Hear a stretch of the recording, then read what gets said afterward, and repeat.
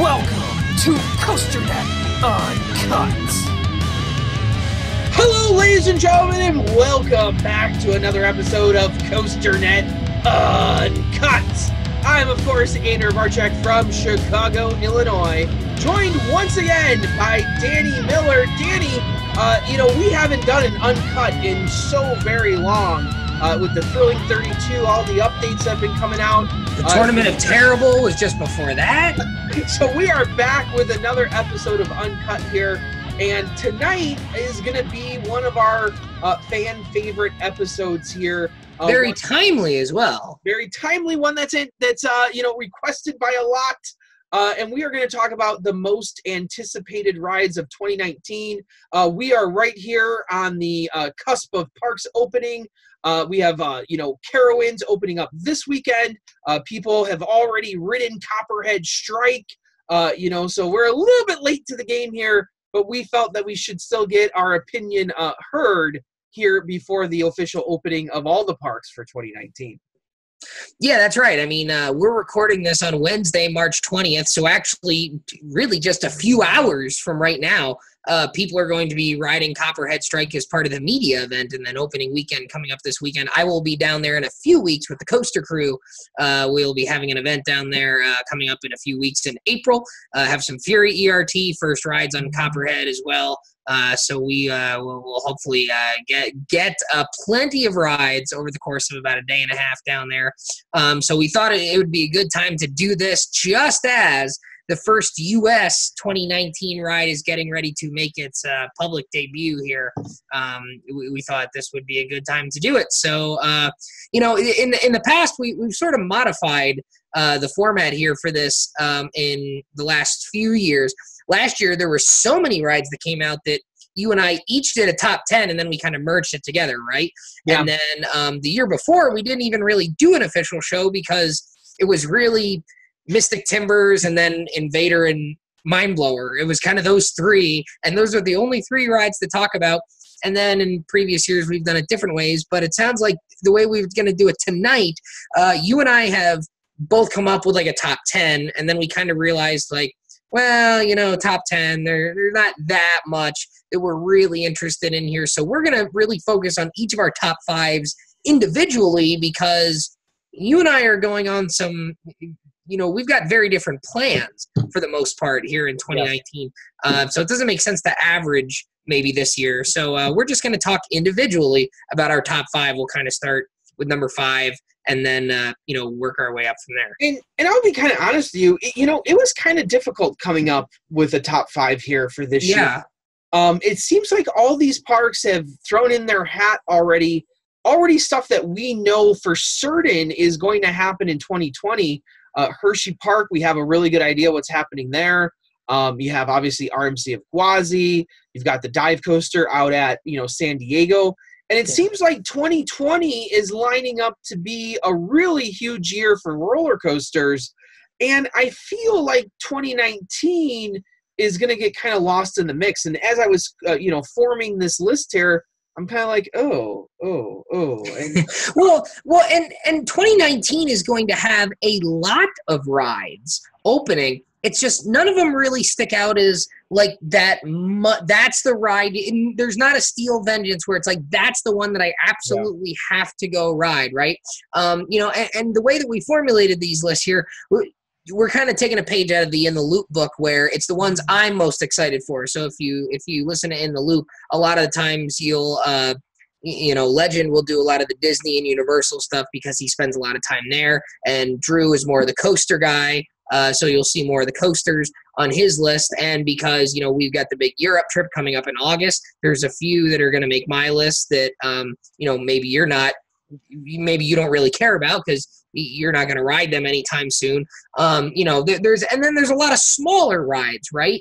That, are maybe like, oh, that'll be a nice ride, but you're not really super excited for it. The ones that come to mind on that are like, Kentucky Flyer is one. Yeah, it should be a fun ride, but, is that something we're really hyping up? No, Tigress is another one. Even, and then even rides overseas that you and I are not going to ride this year that look really good, like, the Hakugi or whatever it's called over there, the Japanese RMC, or even the Blitz coaster, Taiga. Yeah. Taiga. I don't know the correct pronunciation of that, but that looks like it's going to be a really good ride. Neither of us are going to ride it, so I don't think that's going to make either of our top fives here. Well, yeah, exactly. So, and that's and we is sliding scale because there's rides on mine that I may or may not get to this year. But I'm still I might get them in future years. And I think we're going to start with number 5 here. And my number 5 is going to be a page right out of that book right there, where I don't think this is a ride that I don't think I'm going to at all get to this year. I'd be shocked if I do. And that is Rise of the Resistance down at Orlando and Hollywood Studios, where we talked about this on one of the updates. That ride looks absolutely fantastic. The question is, we're not even quite sure if we know if the ride's going to open in 2019, because we know Galaxy's Edge is opening, but they said that the ride was going to open up later. We assume that Disneyland's version is going to open this year, because that's still you still got 6 months to open it. Orlando might be a little tougher because they're opening it in very late August, so they only have 4 months to get that bad boy open. So we'll see what actually happens there. But we've already talked about Rise of the Resistance a whole lot, and that ride looks absolutely fantastic. So I put it at number 5 mainly because it could be the best dark ride I've ever been on. It could very well take that title. Avatar. But I'm not quite sure if I'm going to be able to ride it this year, maybe even not next year, depending on how crazy Disney gets here with all their prices and people and nuts. Right, and Rise of the Resistance, I think, is going to be one of the most anticipated rides of all time. Now, that being said, I didn't put it on my list mainly because, number one, I know I'm not going to get to it in 2019. And, again, we don't even know if it's going to open in 2019. So I kind of left that one off. Not really for any particular reason, except for the fact that I know I definitely won't ride it, and we don't even know if either version will open. But certainly when it does, that's going to be a ride that I am very interested, obviously, to go ride. I mean, you and I talked about it. That could very well be the best ride of any kind in the world. I've always said that the Tower of Terror has always been my favorite theme park attraction anywhere. And I think Rise of the Resistance could potentially, if it's done correctly and is as good as everyone says it is, I think that's a good one there. So my number 5, I'm actually going to kind of go throw a little bit of a curveball right off the bat here, and I'm going to go with Fury. And Fury, for those of you who do not know, is a ride that's on our Europe trip. It's scheduled to open up in June over at Bobbejaanland. I hope I'm pronouncing that correctly. Bobbej, and you'll find it if you're looking on RCDB. Opening over there, that's a small park over in Belgium there. They've actually got a nice collection of coasters. Fury will be their 8th. And this is a Gerstlauer Infinity Coaster. It's going to be a triple launch Infinity Coaster, the forward, backward, forward type deal. Going to have 4 inversions, sort of a little twisting top hat, some interesting overbanks, and an oversized corkscrew, it looks like. 4 inversions, 141 feet high, about 2,000 feet long altogether there, and about 1.5 minutes long. It's going to have an IMA score. A musical score there by IMA Score. So, they do a lot of musical soundtracks for a lot of the different famous rides over there. I know they did one for Helix. They've done all sorts of stuff over there. They also did the soundtrack for Mystic Timbers, too, a lot of people, I believe. You might be right there. They definitely do a lot of things like that. So the theme here, it's going to be in this newly themed area called the Land of Legends, and Fury is going to be linked to the fire element, right? So they're kind of theming their different rides to the different elements, if you will. The Typhoon roller coaster, which they already have, which was one of the first Gerschlauer Eurofighters ever. It might have been the first. I don't even know. That's linked to that's called Typhoon. That'll be linked to Wind. They're going to have a Husk Giant Frisbee, and then Fury is going to be linked to the Fire element. And they've got some pretty cool castle theming. Looks like a fire-breathing dragon. It looks like if they actually theme this the way that the renderings and concept art show it, it's actually going to be pretty cool. So, a little bit of a unique ride. Maybe a little bit of an enhancement on the Premier Skyrocket 2 idea or the Gale Force idea. Maybe it's a mix of maybe those rides and like a monster or something like that, or a cannibal. And if that's the case, then this ride should be pretty good. I'm already beginning to feel that your list is going to be like an episode of Roller Coaster Roulette here. So. Well, no, the next three I think are pretty standard here. So do you want to go with your number 4? Yeah, so number 4, I actually have Copperhead Strike. And maybe us doing this show so late is a little bit unfair, but to be honest with you, when they released the animated POV, back over the summer, I wasn't super thrilled, with what I was seeing. And now that I've seen the actual POV and seen all that, it really hasn't lit a fire underneath me here. Pardon the moonshine terminology here. Yeah. It's just lacking something to me. I think that with them spending so much money on a Mack roller coaster, that I think they should have gotten something a little bit better, something at least closer to maybe a Blue Fire. I think maybe closer to what I always thought Carowinds needed, a Maverick style coaster, something that's real intense, real low to the ground, real fast. And I was hoping that Copperhead Strike was going to be that, and it's not even coming close to that. And what we're getting looks like it's going to be a pretty solid coaster. Don't get me wrong. Not for a second do I not think that this is going to be fun or exciting. I just don't think it's what I was expecting or what I think when I hear launch coaster and Carowinds and what I think that park needs. I don't think Copperhead Strike is going to fill that void. However, it is a ride that I am targeting to try to get to at some point this year. But once again, I'm not completely positive that I'm going to be able to get down there because I'm not sure they're selling me a ticket with this ride right now. Yeah, well, that's a good point that you make there. It's kind of one of those where this is the one, and it doesn't help that we've known for quite a long time that this is what was coming, right? So it's not like even on announcement day, there was no big surprise. It was really just, okay, we're going to get the layout, that's kind of all we got. We knew the name, we knew what it was going to be. We figured, JoJo roll. We actually already sort of had the layout too from the blueprint, so even that wasn't much of a surprise. So that's fine. For my number 4, I'm actually going to go outside the U.S. again, but I'm going to go north of the border. I'm going to go to Yukon Striker. Wow. Reason being, I'm a fan of the B&M dive coasters in general. I prefer the original restraints over the vest. We've talked about that before. Yukon Striker will have the vest again, but Yukon Striker looks like it's going to be a really good ride, and it's one that I'm definitely going to ride. If not over the summer, then definitely at the ACE event in September that we go to every year. So most certainly I'm going to get plenty of rides on this. And I mean, it's really tall. It's going to have a really good drop, vests or not. It's going to be a really great drop. It's got some different inversions. The little half barrel roll, half loop. It's kind of like a dive loop sort of thing. Everyone's talking about the vertical loop, and they're like, oh, they're putting a vertical loop on the dive loop. It's like, vertical loop's a vertical loop. I'm really excited for that second inversion, which is like a half barrel roll. It turns into a dive loop type thing. That element could really have some really cool hang time. It's almost an oversized version of Valraven's last inversion. Yeah. And it's a little bit more drawn out. It looks like it's less of a 0G roll and more of like a dive loop. So that should be interesting. And it does have the nice little airtime hill towards the end. So that could be kind of cool. Get a little bit of airtime anyways.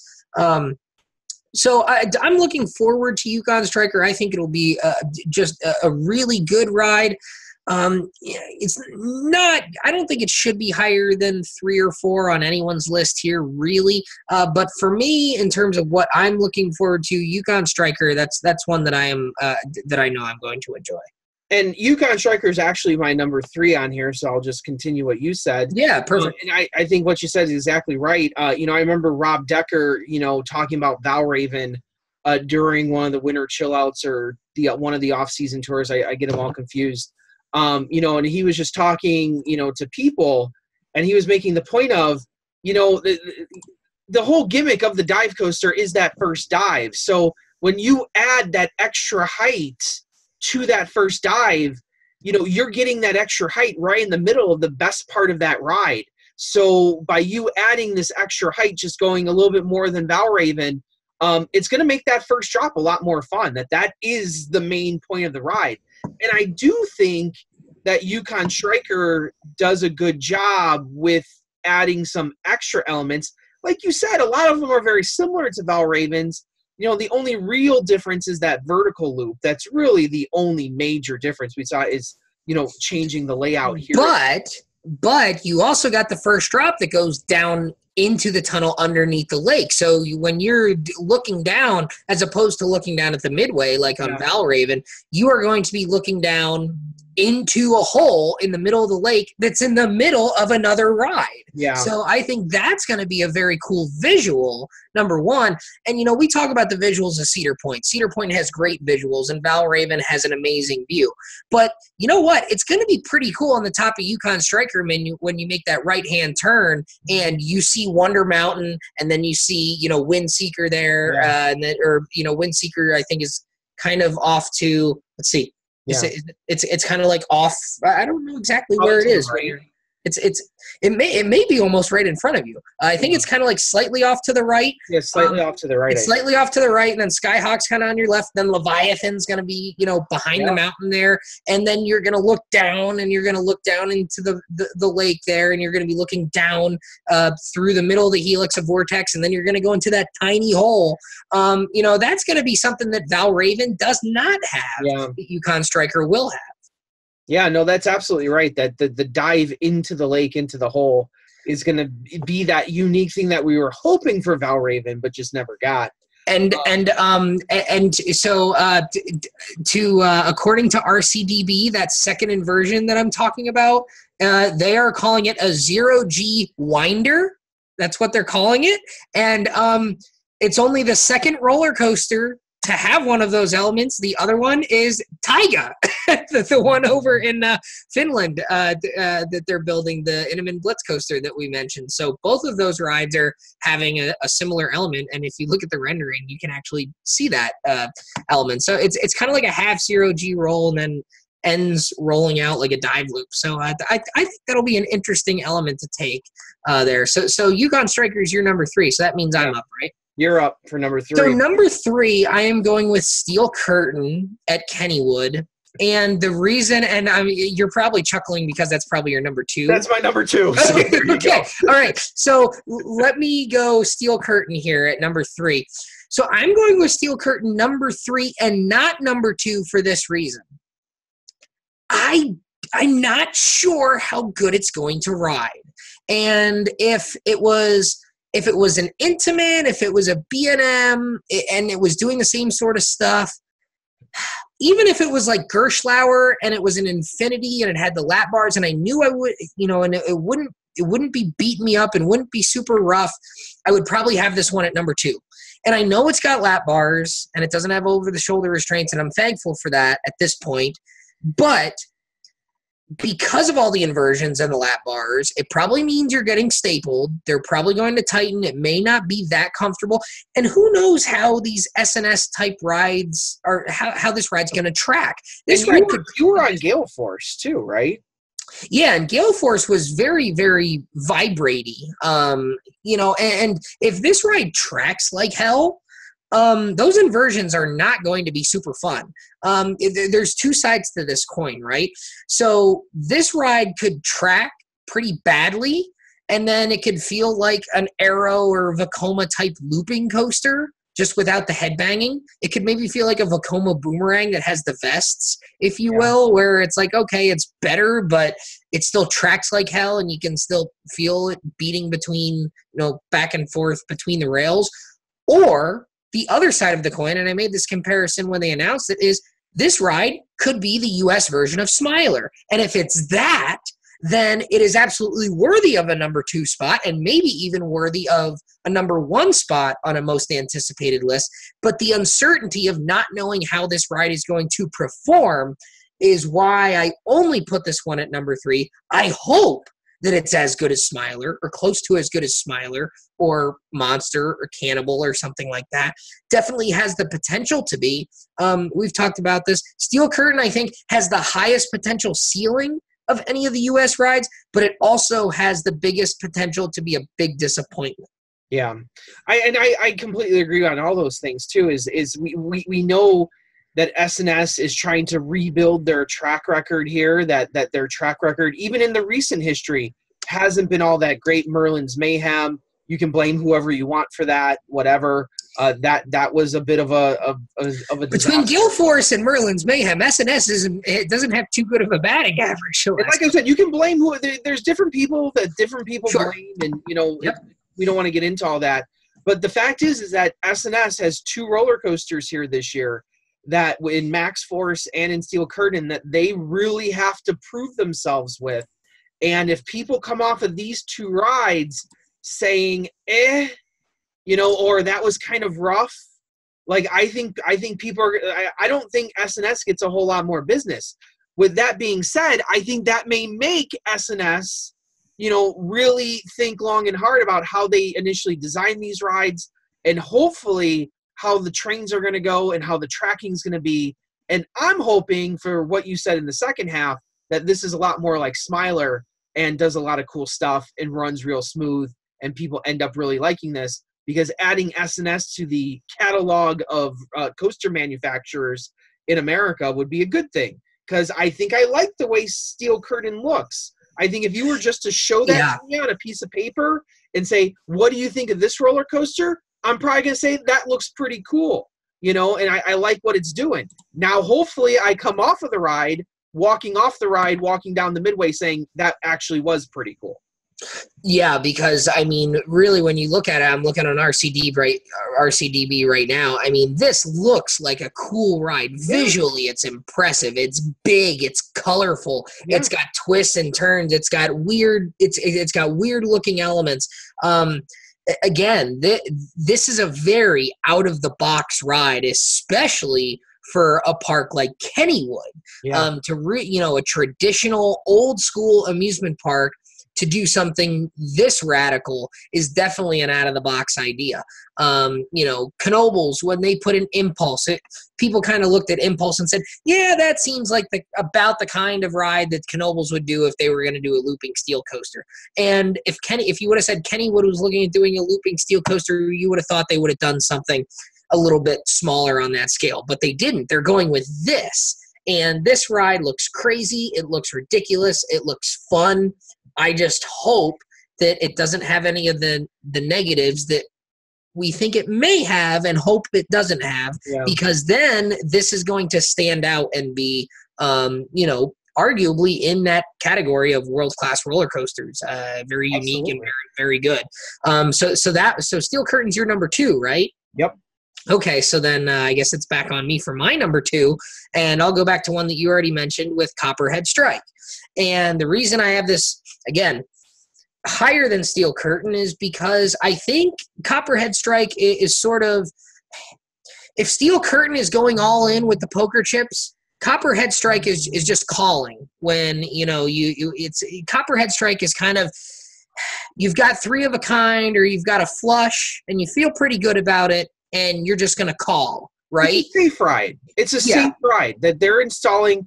And I think my point before was, I don't understand why you're spending the money that you're spending on a Mack roller coaster to get a safe ride, that you could get a lot of people to build a safe ride. Like, I think an Infinity Coaster would have been a safe ride. And Copperhead looks like a safe ride. Maybe they want the reliability of Max, although I don't know how true that is anymore.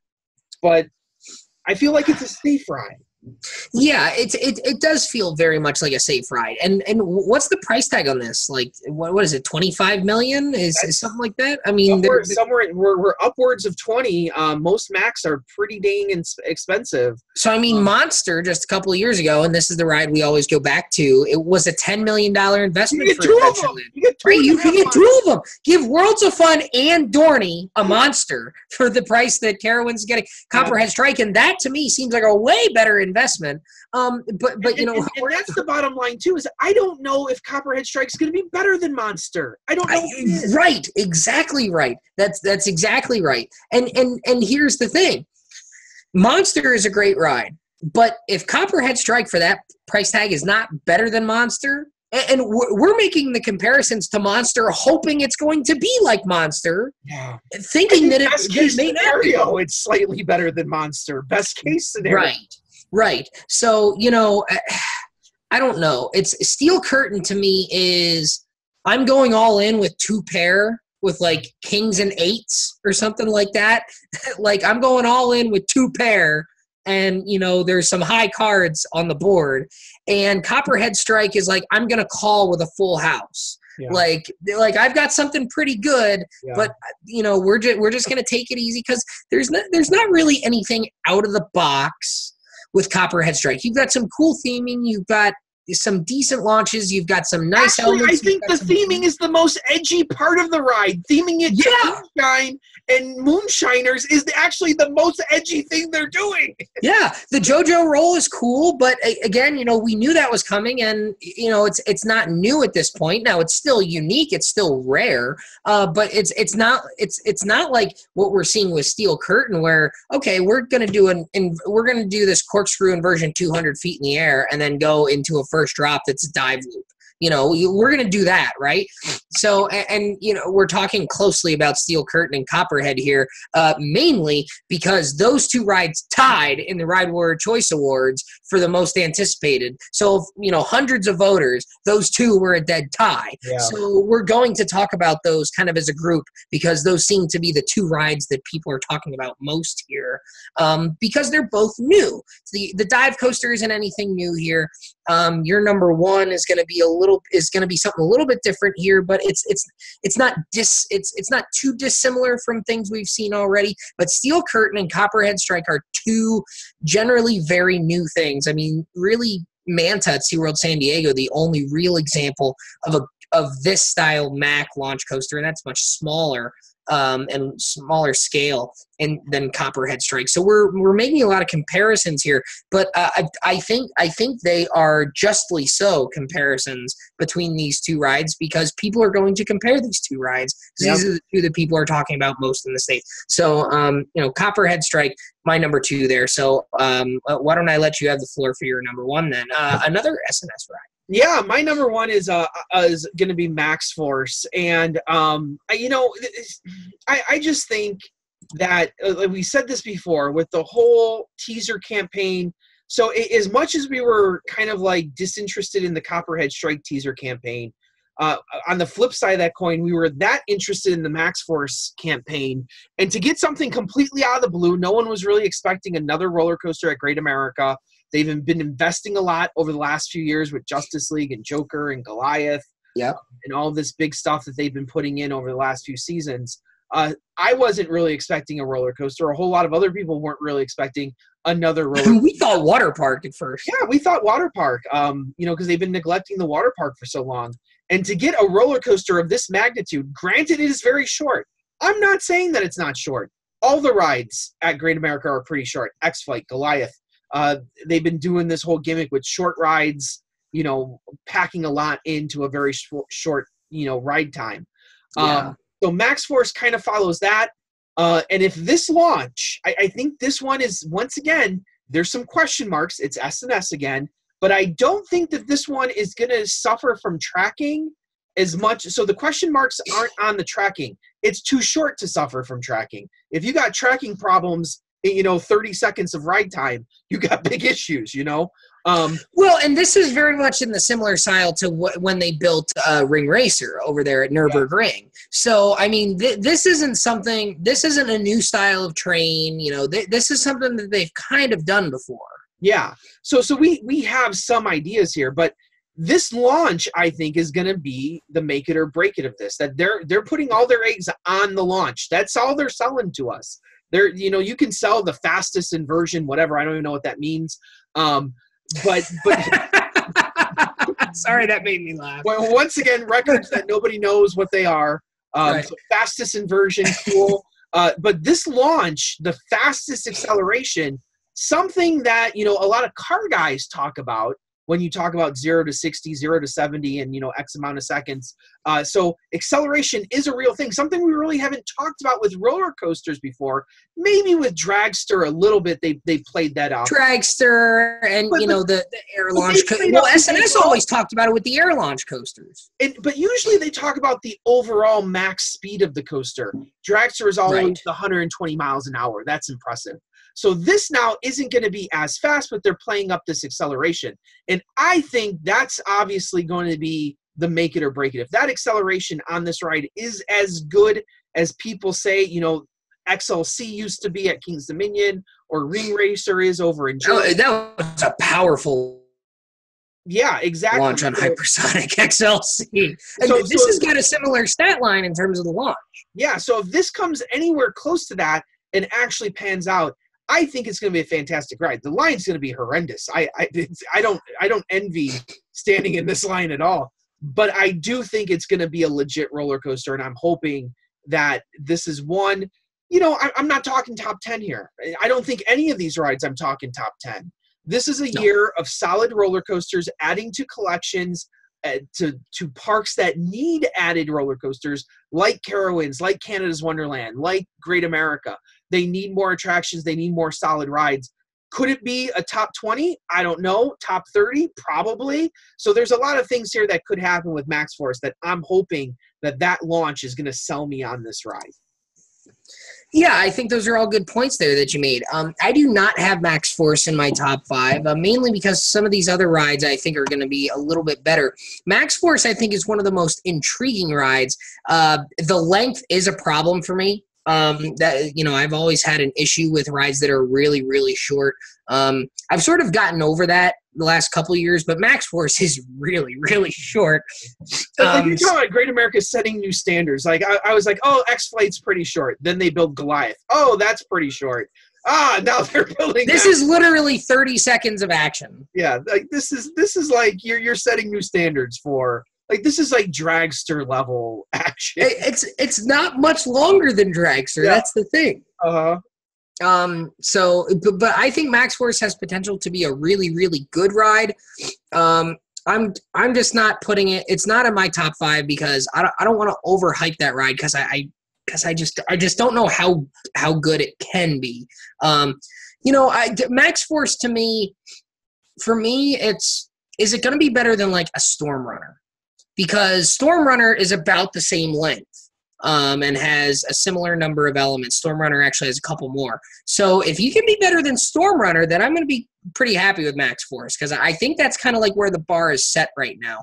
And I do like that they're shooting because they're not doing that top hat. I don't like the top hat element on Storm Runner where you shoot up. They're doing like the banana roll type thing. So I kind of like that idea. So I'm hoping that it takes less stress on and makes those transitions less jarring to make it more of a smooth ride back to the station. That's a real good point there. So my number 1, I'm going off the board here, and really because none of the ones in the States really jumped out at me. I'm going back to our Europe trip, and when we go to Wallaby Holland, and this is Sue, Adam the Beard Man, myself, and maybe a few other people are going to be doing this on our own before the Coaster Cruise section of the trip. We're going to Wallaby Holland, where we will ride the RMC version of Robin Hood over there, which will be called Untamed. Now, we don't actually know a whole heck of a lot about this ride in terms of layout. What we do know, if I want to bring up RCDB here, we do know that it's going to have 5 inversions. Yeah, and it's going to take the hybrid record. Yeah, that's at least what we were told. That was an announcement of some sort. RCDB says 5 inversions, an 80-degree vertical angle.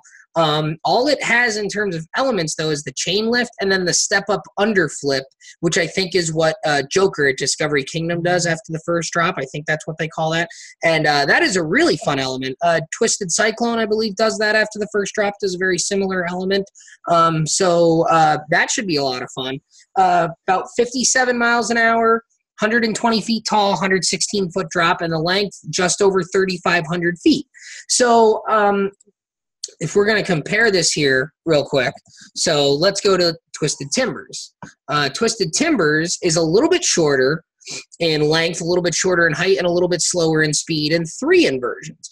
So you're looking at a ride that is slightly bigger, taller, longer, and faster than a Twisted Timbers. So this ride, I think, has a lot of potential. Again, and we're not worried so much about the whole S&S deal about tracking. We know how these Iron Horses run. We know they run smooth. The big thing for them is maintaining its speed.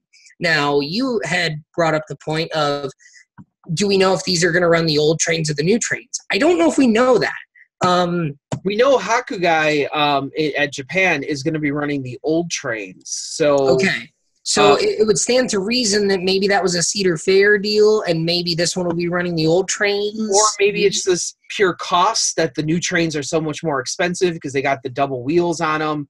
Could be. Maintenance is going to be more expensive because you're running that many more wheels. So maybe parts don't want to get all involved in that, which does make me a little bit concerned for Untamed because it seems like the new trains on Steel Vengeance and Twisted Timbers somehow magically keep their speed. So I still haven't figured it out how it does. Well, yeah. So I mean, I think Untamed, in terms of the rides that I know I'm going to ride this year, I think Untamed has the biggest potential to maybe crack into like my top 20, top 25. I don't think any. Honest with you, even if it does slow down at the end, you still really like, Wicked Cyclone. So I don't know if that's a deal breaker for you either. For me, it probably would be. For you, it's probably not a deal breaker as long as the rest of the ride's real strong. Yeah, I mean, Wicked Cyclone is a top 20 ride for me. So, Untamed, if it's in that neighborhood of like a Twisted Timbers or an Untamed, or a Twisted Timbers or a Wicked Cyclone, I even said to you, even if Untamed is like in a Joker type category, I have Joker a little bit lower than those other ones, even if Untamed, unless Copperhead Strike somehow has some really surprising hang time and pops of air that we're not seeing on the videos, I still think I'd probably take Joker over Copperhead Strike, not having ridden Copperhead Strike just yet. In a couple weeks I can maybe revisit that thought. But even if Untamed is in the category of like a Joker, Discovery Kingdom, that might be good enough to be my favorite ride of 2019. So I'm going to go ahead and put Untamed at my most anticipated ride here for 2019. I think it's got the highest potential to be the ride that I rank the highest. Yeah, and being that you're going to get out there this year, it's a done deal. We booked the rest of our flights last weekend, so it's a done deal. Wallaby Holland is on the docket officially. And the only thing, it's supposed to open up in June, so you have a little bit of a buffer zone for if there's problems with the ride running. So hopefully it is open. And the real interesting thing is, and we're gonna do like one of the road trip rundowns as we get into the summer here, and that trip comes closer. It's very possible that that's not even the best ride at that park because Wallaby Holland is also home to the Intamin mini hypercoaster there, Goliath, which was in the Thrilling 32 a couple years ago. So Wallaby Holland has a nice little collection of rides. That Lost Gravity ride over there. The Mac Big Dipper is also there. So they've got a nice little collection of rides over there. And I think Untamed is their first new ride in a while. They got Lost Gravity in 2016, but then prior to that, it was 2002 since they built Goliath. So, a nice little park over there. Really excited to go there. But I think RMC Robin Hood there, Untamed as they're calling it. Certainly one I'm looking forward to. So I think there's a lot to be excited about here for 2019. Maybe not as much as in previous years. Maybe not even as much as in 2020. But yeah, I mean, 2018 you had Steel Vengeance. 2015 you had Fury 325. I mean, most of the years in the last decade or so, you've had at least one real standout ride that said, "Yeah, that's the one I have to go ride." You know, you had Outlaw Run and Iron Rattler in 2013, Leviathan 2012, Sky Rush. There were always one or two standouts every year. This year, I'm not sure there's that one standout ride that everyone's saying, that's the one I have to go ride. But I think everyone's got their different tastes and different flavors that they're looking forward to here. And that was evident again in the Ride Warrior Choice Awards because we had a tie for number one. So everyone's looking forward to a little something different here, as evident by our rankings too. So as always, we thank you for joining us here on our look at the most anticipated rides of 2019. Before we go, we'd like to thank all of our patrons on Patreon who support us each and every month. We got a big meetup coming this summer for our highest tier of members. That's going to be pretty awesome. So we're excited about meeting up with them this summer. And if you want to join into Patreon, obviously patreon.com/COASTER-net will get you into the system, I believe. So we really thank all those people that donate their hard-earned money to us each and every month. Other than that, it's been a wonderful evening, Danny. As always, I am Andy Robarchuk from Chicago, Illinois. And I'm Danny Miller from Binghamton, New York. Right on, Ride Warriors. Thanks, guys. See you next time.